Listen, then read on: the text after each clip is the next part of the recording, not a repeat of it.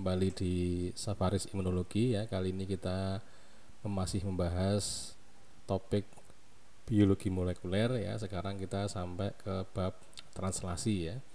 Setelah kemarin kita kan membahas tentang transkripsi DNA ya. Nah, kita mulai dulu dengan pembahasan messenger RNA, kodon, dan asam amino ya. Jadi kalau kita ingat kemarin, transkripsi itu kan menghasilkan messenger RNA ya. Nah, messenger RNA-nya kan mengalami pemrosesan ya, sehingga didapatkan atau dihasilkan messenger RNA yang matang ya. Nah, kalau kita lihat dalam urutan basa nukleotidanya, maka basa nukleotida yang ada di messenger RNA itu merupakan komplementer atau salinan, atau bisa dikatakan sebagai hasil transfer informasi genetik dari DNA ya. Nah, urutan basa nukleotida itu ya nanti menyandi protein tertentu ya, menyandi asam amino tertentu. Nah, kalau kita lihat ada 3 urutan basa nukleotida ya. Misalnya ini AUG, misalnya ACG gitu ya, GAU, CAG dan seterusnya itu ya. Nah, 3 urutan basa nukleotida ini nanti ternyata dia menyandi satu asam amino tertentu ya. Nah, inilah yang disebut dengan kodon. Jadi 3 urutan basa nukleotida ya yang ada pada messenger RNA yang nanti nyandi atau menentukan asam amino, jenis asam amino tertentu, itu disebut dengan kodon. Nah, ini kita bicarakan mRNA, kodon, dan asam amino. Kita lanjutkan pembahasan masih tentang kodon ya. Nah, di messenger RNA itu ada yang disebut dengan start kodon ya, ada yang disebut dengan stop kodon ya. Mudahnya, start kodon itu adalah urutan basa nukleotida yang 3 tadi yang dipakai untuk mengawali translasi dari mRNA ya. Nah, sedangkan stop kodon itu adalah 3 urutan basa nukleotida yang dipakai untuk mengakhiri dari proses translasi ya. Jadi yang pertama memicu translasi, yang kedua mengakhiri translasi, memicu pengakhiran translasi. Nah, yang memicu translasi tadi disebut dengan start codon ya, contohnya AUG ya, hanya satu ini ya, AUG saja. Sedangkan yang mengirimkan tanda untuk diakhiri translasi disebut dengan stop codon ya, ada UAA ya, ini ada UAG dan ada juga UGA. Nah, ini disebut dengan stop codon. Kita lanjutkan. Nah, untuk melakukan translasi itu tidak hanya dibutuhkan messenger RNA ya, tetapi dia juga dibutuhkan peran dari transfer RNA ya. Kenapa disebut dengan transfer RNA? Karena dia nanti yang dipakai, alat yang dipakai untuk mentransfer asam amino ya. Nah, nanti dalam slide yang kali ini kita akan membicarakan tentang transfer RNA, antikodon, dan asam amino ya.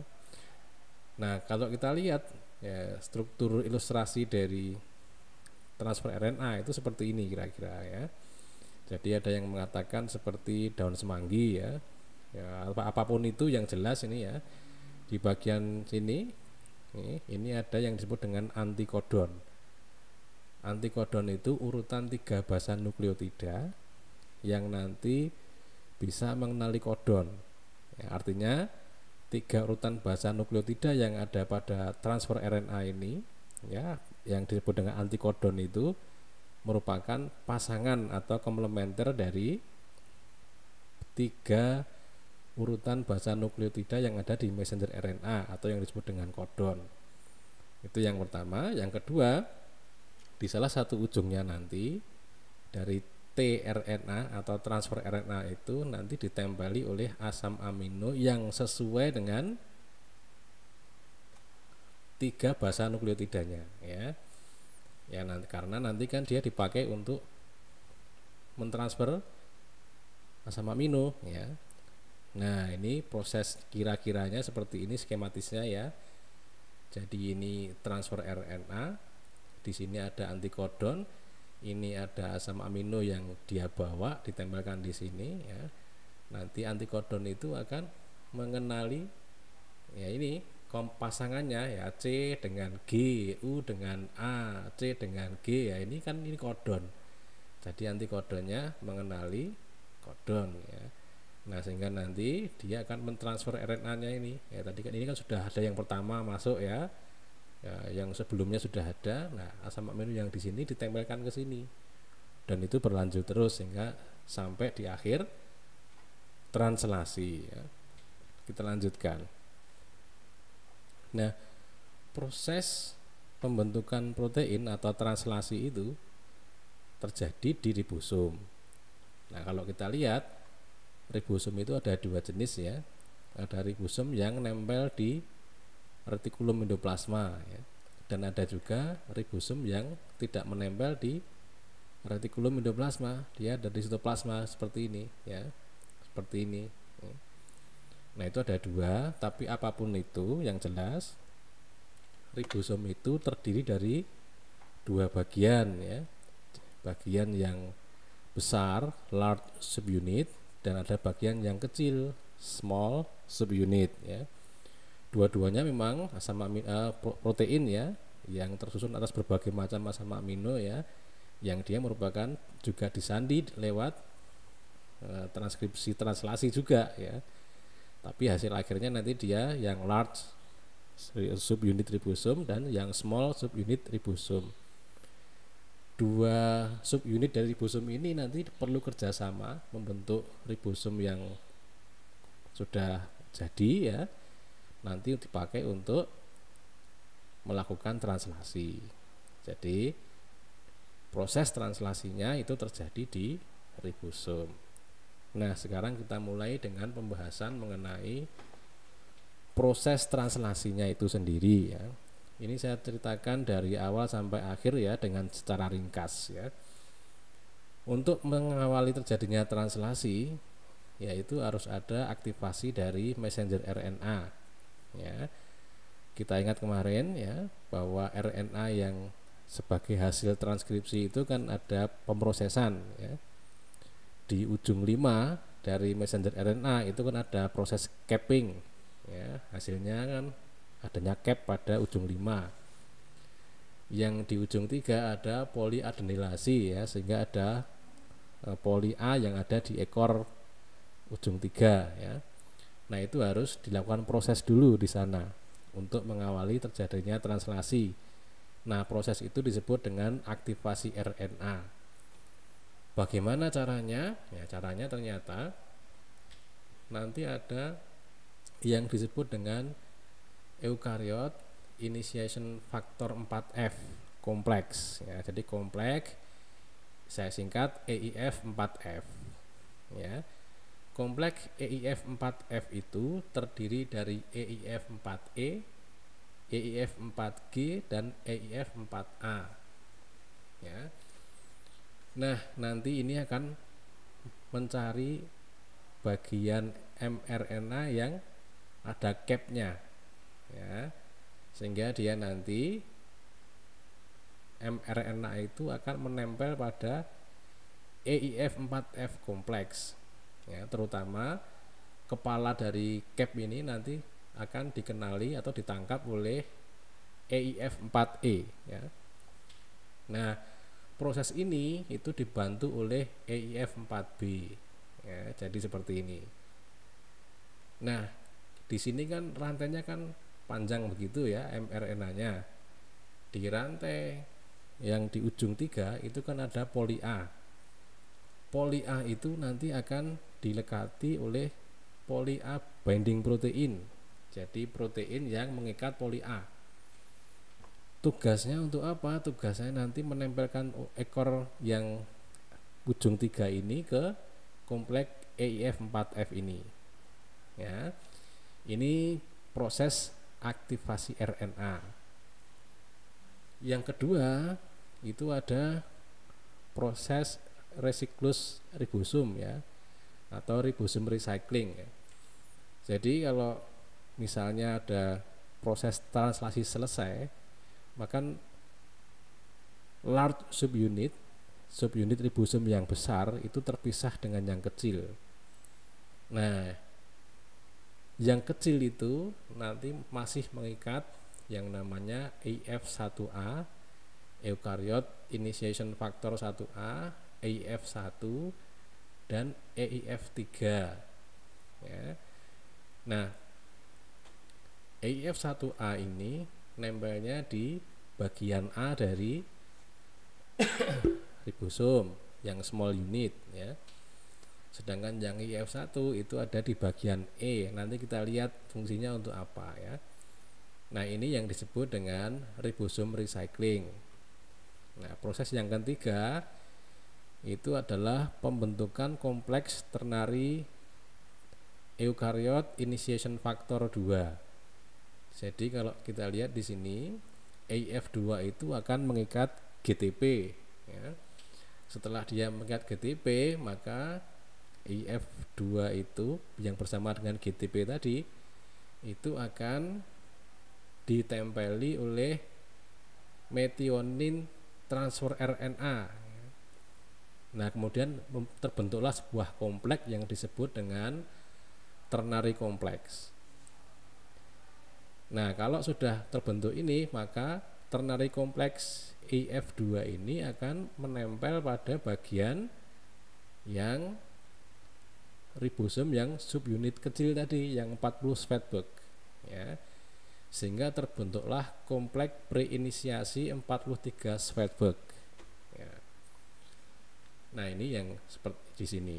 Nah, selanjutnya terjadi penempelan tadi mRNA yang mengalami aktivasi tadi kepada pre-initiation complex 43 Svedberg ini ya, nempel di sini ya, seperti ini caranya nempel ya. Sehingga setelah ini terjadi, maka terjadilah scanning. Maksudnya seperti apa? Maksudnya EIF4E nya nanti menarik mRNA ya, sehingga apa? Sehingga sampai nanti start codon yang ada di messenger RNA itu bisa dikenali oleh antikodon yang ada di tRNA yang tadi sudah membentuk kompleks dengan preinisiasi kompleks 43 Svedberg ya. Kalau sudah seperti ini, maka terjadilah kompleks inisiasi 48 Svedberg ya. Kemudian setelah terjadi kompleks inisiasi 48 Svedberg, maka subunit besar dari ribosom atau large subunit of ribosom itu nempel ke sini ya. Kalau dia nempel ke sini, maka protein faktor inisiasi itu harus dilepaskan ya. Nah, jadilah seperti ini ya, mesin ribosom yang sudah baik ya. Proses ini kemudian diikuti dengan hidrolisis dari eukaryot initiation factor 5 sehingga terbebaslah EIF5B nya dan EIF1A ya. Kemudian terjadilah kompleks 80 Svedberg ya. Nah, kalau sudah seperti ini, nanti proses translasi itu akan menjadi lebih mudah dan mengalami pemanjangan rantai asam amino sampai nanti kapan? Sampai diakhiri. Kapan diakhiri? Determinasi kalau nanti proses transkripsi itu sampai kepada stop codon ya. Nah, kalau sudah stop codon selesai. Nah, kemudian masuk ke post translasi, yaitu proses setelah terjadinya translasi itu selesai, setelah proteinnya terbentuk. Nah, itu kira-kira gambaran ringkas bagaimana proses translasi itu berjalan ya. Sekarang kita lanjutkan. Nah, kalau tadi agak sedikit kompleks ya, kita lihat yang di sini ini lebih ringkas ya. Jadi lebih ringkasnya itu ini ada tRNA ya, kemudian masuk ke ribosom di bagian yang site ini ya. Ya, setelah itu ribosom tRNA yang pertama itu kan nanti melekatnya pada bagian P ya, di bagian P. Nanti ada yang kedua itu masuk lagi tRNA ya, sesuai dengan kodon yang ada di mRNA itu ya. Nanti setelah dia masuk di bagian A ya, nanti asam amino yang dibawa oleh tRNA yang di bagian P ini akan diberikan ke asam amino, digabungkan dengan asam amino yang baru masuk dibawa oleh tRNA yang baru masuk. Nah, kemudian terus dilepaskan tRNA-nya ya, jadi seperti ini ya. Nah, ini terus berlangsung terus sampai di stop codon. Kalau sudah di stop codon, nanti ada faktor tertentu yang kita bicarakan ya, yang nanti akan mengakhiri proses translasi. Kalau kita buat lebih sederhana lagi ya, untuk memahami lebih mudah lagi, jadi ini ada mRNA, ini ada ribosom, di RNA itu ada start codon ya, AUG. Nanti yang pertama kali dia dikenali antikodon ya, start codonnya dikenali oleh antikodon UAC yang bagian dari tRNA yang membawa asam amino metionin ya. Ini di bagian P ya. Nah, nanti setelah itu ada penggabungan dengan subunit besar ribosomnya ini, maka masuklah tRNA yang membawa asam amino yang baru masuk ke dalam mesin ribosom ini. Nah, yang masuk ke sini tentu yang antikodonnya sesuai dengan kodon yang ada di messenger RNA ya. Setelah seperti ini ya, maka bagian dari metionin ini ditempelkan ke bagian fenilalanin ya, sehingga terjadilah rangkaian asam amino ini di peptida ya.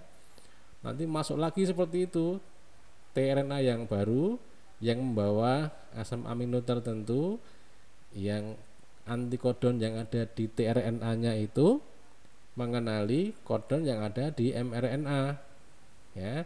Masuk begini ya, ini digeser pindah ke sini ya, yang tadinya di sini toh pindah ke bagian P ya, yang tadinya ini di bagian P UAC-nya ya, maka dia pindah ke bagian yang E ya, terus ini dilepaskan ya.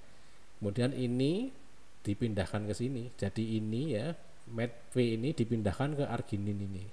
Ya, jadilah polipeptida dan seterusnya sampai akhir dari translasi. Nah, kita lanjutkan. Sebenarnya ini kalau yang pertama tadi kita bahas itu kan lebih banyak membahas tentang inisiasi ya, yang mengawali proses terjadinya translasi ya. Nah, yang kita bicarakan dalam slide yang kali ini adalah permasalahan tentang elongasi. Jadi setelah terbentuk inisiasi, setelah terjadi translasi dari kodon yang pertama ya, kemudian bagaimana proses pemanjangan dari translasi ini asam amino yang dari 1 jadi 2 jadi 3 jadi 4 asam amino jadi 5 asam amino dan seterusnya sampai terakhir di translasi itu bagaimana prosesnya. Nah, prosesnya seperti ini ya. Jadi ada AF1A yang dalam bentuk inaktif ya. AF1A yang tidak aktif tadi nanti akan ditempeli oleh AIF1B ya. Nah, ini semuanya kan bagian dari AIF1 ya. Kemudian AIF1A dan 1B kompleks ini ya, di AIF1 ini nanti dia akan mendapati GTP ya. GDP-nya dibuang diganti dengan GTP ya. Nah, kalau dia sudah dapat GTP ya, nanti ada nempel di IF1 ini adalah tRNA, ya, transfer RNA. Nah, kalau sudah seperti ini, ya, kalau sudah seperti ini, IF1 itu akan membawa tRNA ini kemana? Ke bagian A. Ya, tadi kan ini kan pemanjangan, ya, berarti di bagian P itu sudah ada asam aminonya, ya, di sini rantai asam amino, ya. Nah, tugas dari IF1 ini membawa tRNA yang baru ke bagian A site. Ya.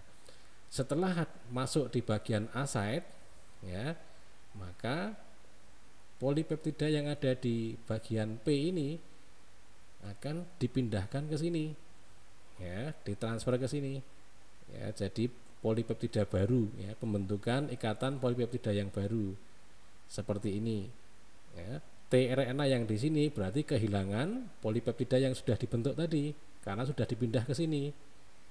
Nah, setelah itu ribosomnya geser ke sana. Jadi yang tadi tRNA yang awal yang ada di P site itu sekarang pindah ke bagian E site, ya. Sedangkan yang tadi di bagian A itu akan pindah ke bagian P. Sedangkan di bagian A nya jadi kosong, kan. Nah, setelah ini transfer RNA itu akan dilepaskan. Nah, setelah dilepaskan ini kan kosong tinggal satu, bagian E nya hilang, bagian A nya hilang, ya, tinggal di bagian P. Nah, maka ini ribosom bisa nerima lagi proses ini dari awal, ya, tergantung dari kodon yang ada di sini, ya, di bagian A ini. Nah, nanti proses itu berlangsung terus menerus seperti itu, ya, sampai nanti ketemu dengan stop codon, ya. Kalau bertemu dengan stop codon di bagian A nya itu, ya, maka stop codon itu akan memicu perlekatan dari eukariot releasing factor 1, ya. Nah, eukariot releasing factor 1 setelah dia nempel di bagian stop codon, ya, di A site tadi, maka eukariot releasing factor 3 ikut nimbrung ke situ, ya. Kalau sudah seperti ini, maka tidak ada lagi pemindahan dari tRNA di bagian P ke bagian A, yang ada justru pelepasan polipeptida yang ada di bagian T ini, ya, polipeptida yang nempel di tRNA di bagian P itu akan dilepaskan. Nah, sehingga proses dari translasi itu berakhir, ya.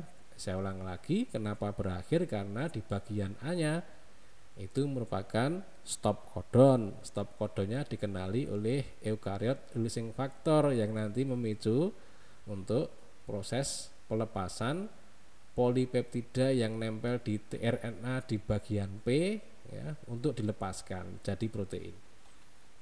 Itu, ya. Itu proses terminasi. Sekarang kita lanjutkan. Setelah terjadi protein, ya, maka ada proses post translasi. Misalnya apa? Misalnya protein yang hasil dari translasi tadi itu ada ketambahan glukosa misalnya, ya. Selain penambahan glukosa, dia juga nanti harus dilipat dengan benar, ya. Kalau biar dia punya fungsi yang dikehendaki, maka protein itu harus melipat dengan betul, ya. Kita lihat di bagian yang dulu di awal-awal pembahasan dogma sentral itu, bahwa protein itu kan ada punya struktur primer, sekunder, tersier, dan kuartener, ya. Nah, untuk membentuk fungsi yang bagus, maka protein itu harus melipat menjadi umumnya adalah struktur yang kuartener, gitu, ya. Nah, sehingga nanti dia bisa dilepaskan dari retikulum endoplasma untuk dilepaskan, ya, kemana? Ya, ke tempat protein itu kemana dia harus bekerja, ya. Nah, ini adalah proses post translasi. Cuma sayangnya lipatan protein itu kadang-kadang melipat tidak sempurna, ya, atau melipatnya salah, ya.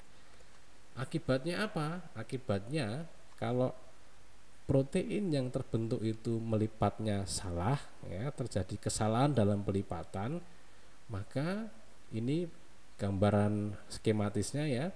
Ini adalah nukleus, ya, ini adalah sitoplasma, ini adalah retikulum endoplasma, ini adalah membran retikulum endoplasma. Di membran retikulum endoplasma itu ada struktur bangunan yang disebut dengan PERK. Nah, PERK itu salah satu fungsinya adalah mengenali protein hasil translasi tadi yang melipat dengan salah atau melipat dengan tidak sempurna, ya. Akibatnya apa? Akibatnya PERK ini menjadi aktif. Kalau dia aktif, maka PERK itu akan memfosforilasi eukariot initiation factor 2, ya. Nah, kalau sudah terjadi EF2 fosfat bagaimana? Nah, ternyata ini kalau sudah terbentuk EF2 yang terfosforilasi ini, maka dia gagal untuk membentuk kompleks kuartener. Kalau kompleks kuartener gagal terbentuk, maka pre-initiation kompleks juga tidak bisa terbentuk. Kalau tidak bisa terbentuk berarti translasi gagal. Nah, itu regulasi dari translasi yang downstream, artinya yang downgrade, ya, maksud saya downgrade, jadi ya yang menurunkan proses translasi atau menghentikan proses translasi, ya. Nah, tapi ada juga yang upgrade atau yang meningkatkan proses translasi, ya. Misalnya apa? Misalnya ini. Jadi ini adalah gambaran membran sel. Ini berarti sitoplasma di sini, ya. Ini adalah gambaran dari nukleus. Ya, ini gambaran dari nukleus. Nah, di membran sel itu ada bangunan-bangunan, ya. Masih ingat teori mozaik model dari membran sel itu, ya. Nah, di membran sel itu ada protein yang disebut dengan reseptor, ya. Nah, ini dicontohkan adalah reseptor untuk growth factor, untuk faktor pertumbuhan. Artinya apa? Artinya bahwa reseptornya nanti bisa mengenali faktor pertumbuhan. Nah, kalau sudah kenal bagaimana? Kalau sudah kenal, maka bagian yang reseptor yang ada di dalam sel sitoplasma ini, di dalam sel, ya, ini kan membrannya, berarti di dalam, ya, ini di luar. Maka di bagian dalam dari reseptor itu akan mengaktifkan protein yang disebut dengan PI3K atau fosfatidil inositol 3 kinase. Kalau sudah aktif ngapain? Kalau sudah aktif, PI3K itu akan mengaktifkan protein kinase B atau AKT ini. Ya, kalau AKT ini teraktifkan, maka dia nanti akan menghambat dari memfosforilasi dari TSC, ya. Kalau TSC ini terfosforilasi, maka ini kan pisah, ya. Ini kan awalnya kan jadi satu. Ini kan kalau sudah pisah, maka hambatan yang dilakukan oleh kompleks TSC ini kepada mammalian target of rapamycin kompleks 1 menjadi hilang. Ya, kalau dia menjadi hilang berarti hambatan di sini hilang, berarti mTORS ini akan menjadi aktif. Kalau dia aktif, dia akan memfosforilasi protein yang disebut dengan S6K. S6K-nya nanti akan mengaktifkan eukaryote elongation factor. Ya, tadi, ya, berarti untuk mempermudah pemanjangan dari proses translasi. Ya, itu proses regulasinya. Yang tadi contoh yang downgrade, ini contoh yang upgrade, ya. Saya kira demikian dulu. Terima kasih. Assalamualaikum warahmatullahi wabarakatuh.